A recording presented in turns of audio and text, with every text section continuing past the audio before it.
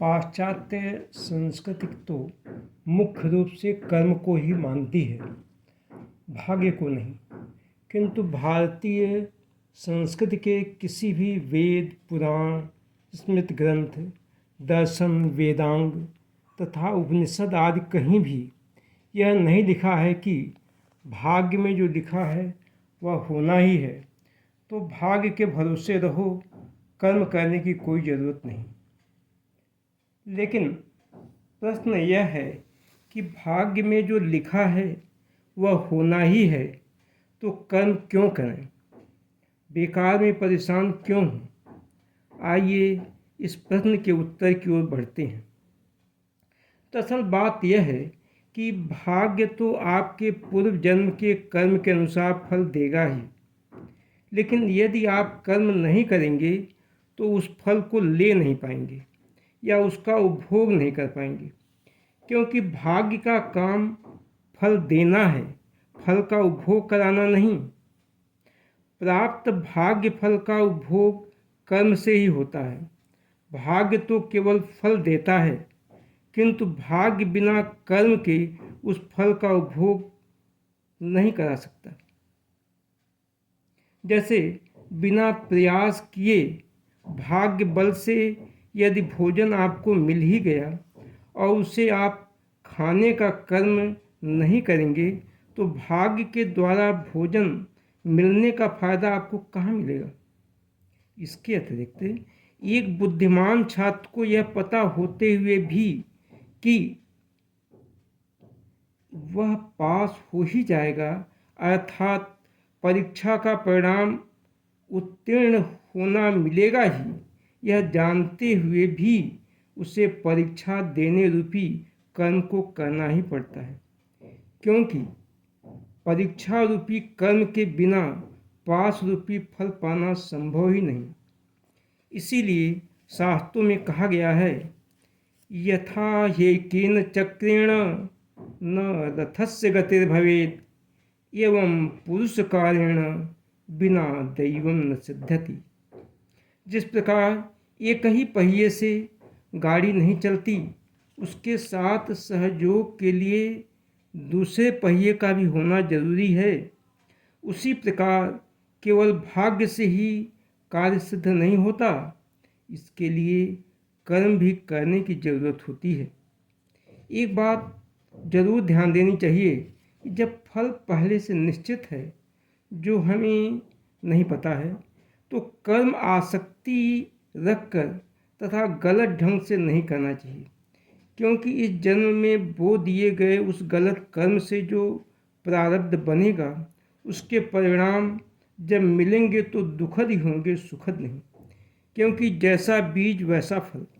भाग्य के प्रधानता की जहाँ तक बात है, मुझे एक छोटी सी कहानी याद आ गई, जिसे प्राय लोग जानते भी हैं।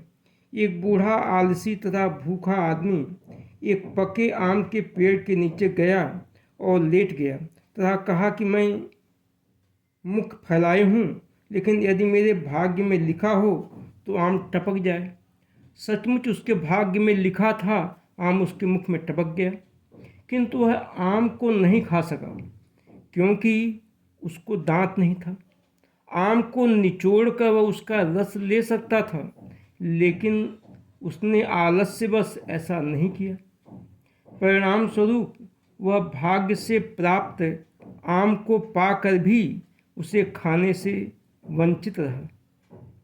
इसी प्रकार महाकवि कालिदास को सरस्वती से वरदान प्राप्त होने पर भी वे विद्वान नहीं हुए, तो पत्नी विद्योत्मा भेष बदलकर जिस नदी के पास वे नहाने जाते थे, उसी के पास सूखे रेत को खड़ा करके बार बार दीवार बनाने की कोशिश करने लगी। स्नान करके वापस लौटते कालिदास ने यह देखा तो कहा कि स्त्री, तुम बड़ी मूर्ख हो, रेत की दीवार कहीं खड़ी होती है। तो विद्योत्मा ने कहा, तो क्या केवल सरस्वती से वरदान पाकर बिना पढ़े विद्वान कोई हो सकता है। कालिदास को बात समझ में आई और वे अध्ययन किए तथा विद्वान बने। इसीलिए श्रीमद् भगवद गीता में लिखा है कि केवल भाग्य में लिखा होने से ही कोई कार्य सफल नहीं हो सकता। कार्य की सफलता के 5 हेतु भगवान श्री कृष्ण ने गीता के 18वें अध्याय के 14वें श्लोक में बताया है। अधिष्ठानं तथा कर्ता करणं च पृथग्विधम् विविधाश्च पृथक् चेष्टा दैवं चैवात्र पंचमम्। इसी बात को चौपाई गीता में इस प्रकार कहा गया है। कर्ता करण अरु अधिष्ठाना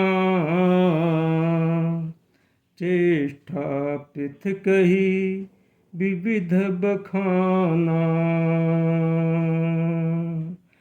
दैव पांचवा हेतु कहावे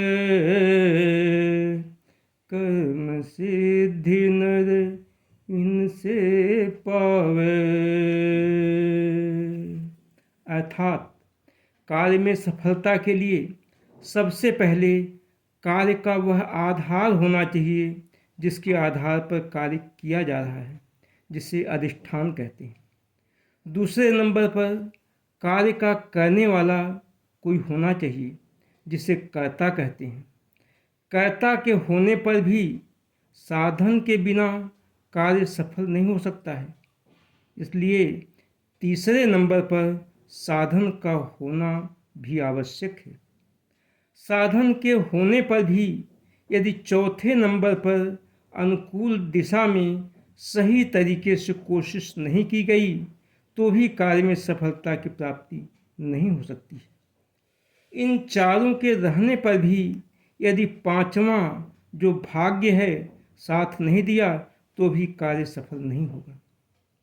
मतलब यह हुआ कि कार्य की सफलता के लिए इन पांचों का एक साथ परस्पर सहयोग करते हुए होना जरूरी है। यदि इनमें से कोई एक भी कम पड़ गया तो संभव है कि कार्य सफल न हो, क्योंकि मुट्ठी बनने के लिए पांचों अंगुलियों का एक साथ होना आवश्यक होता है। इसीलिए भाग्य में लिखा होने पर भी, जिसे हम नहीं जानते हैं, कार्य की सफलता के लिए कर्ता को साधन और चेष्टा के द्वारा कर्म करना ही पड़ेगा, दूसरा कोई विकल्प नहीं है। यही कारण है कि सिर्फ भाग्य के भरोसे न रहकर कर्म भी करना चाहिए। धन्यवाद।